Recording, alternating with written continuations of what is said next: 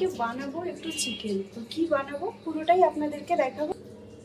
তো এই যে চিকেনটা আমি আগে ঢেলে ধুয়ে পরিষ্কার করে নিই।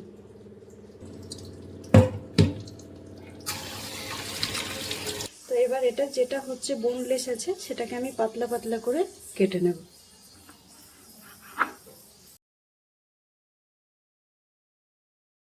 আজকে আমার রান্নায় ব্যবহার হবে ফুডিজের টমেটো সস, ফুডিজ কেওড়া water, Foodies chilli sauce, Foodies vinegar, Foodies red chilli garlic sauce এবং ফুডিজের সয়া সস। তো আপনারা পুরো রান্নাটা দেখার জন্য সঙ্গে থাকুন। ফুডিজের কর্নফ্লাওয়ার আমি এখানে অ্যাড করব, ফুডিজের 1 চামচ কর্নফ্লাওয়ার, সয়া সস,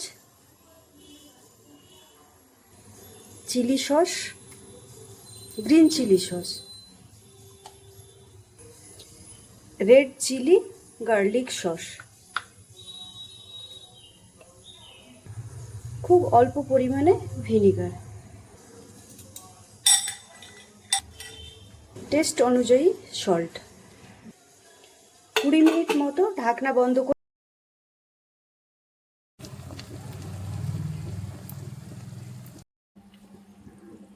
ভীষণ সুন্দর একটা রেসিপি, আপনারাও এটা ট্রাই করতে পারেন। ভিডিওটা ভালো লাগলে অবশ্যই লাইক শেয়ার কমেন্টস করতে ভুলবেন না। আর আমার সমস্ত এফবি ফ্রেন্ডরা কেমন আছেন প্রত্যেকেই কমেন্টস করে জানাবেন।